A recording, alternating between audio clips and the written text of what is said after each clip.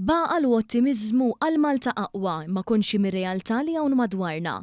Saħaq dan il-Prim Ministru Robert Abela waqt Business Breakfast organizzat mill-Partit Laburista bħala parti minn kollana ta' attivitajiet tal-Kungress bit-tema Malta aqwa ikteb il-kapitlu li jmiss. Il-mexxej Laburista fakkar kif 6 snin ilu l-Gvern iltaqa' mal-Kamra tal-Kummerċ biex jitkellmu fuq il-viżjoni għall-futur.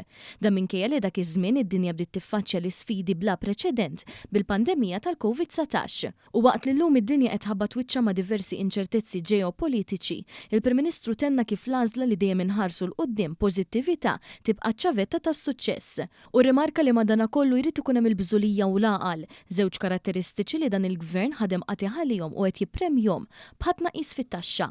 Dwar il-Viżjoni Malta 2050 u tenna li l-għanewlini tagħha mhux biss li jikber il-ġid nazzjonali, imma li l-Maltin u l-Awċin ikunu aktar sereni magħhom infushom u mal-familji tagħhom. Pożittività li għalija tibqa' iċ-ċavetta ta' rendiment ekonomiku illi jibqa' jimxi il-qudiem.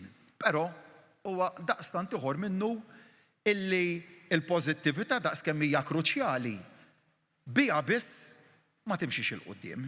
Magħha irrid ikun hemm żewġ elementi oħra li nqishom daqstant ieħor importanti. Il-bżulija tal-ħaddiema u l-bżulija ta' min iħaddimhom, intom, u l-għaqal. Dr. Abela sostna li b'finanzi b'saħħithom defiċit taħt kontroll u ġid nazzjonali li jiflaħ jwieżen lil kulħadd. Din il-burraxka internazzjonali nkunu nistgħu ngħaddu minnha wkoll b'wiċċ il-ġid.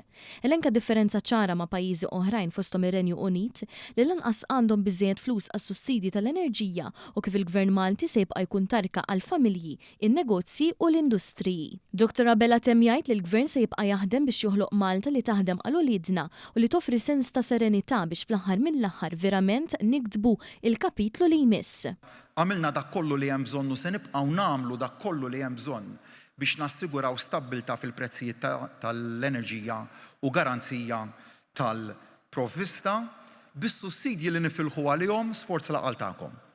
Għaliex kontu intom b'kollaborazzjoni sħiħa mal-ħaddiema ta' dan il-pajjiż illi kontribwejtu biex l-ekonomija kibret biex id-dħul tal-Gvern żdied u bekk li llum qegħdin f'din il-qagħda li nistgħu għal darb'oħra nofru protezzjoniżmu sħiħ lil dan il-poplu u lin-negozji tiegħu. Bekk verament ikollna Malta dejjem aqwa u li fiha flimkien kull wieħed u waħda minnha nikdbu il-kapitolu li jmiss. Grazzi lilkom ilkoll tal-kontribut sabiħ tagħkom.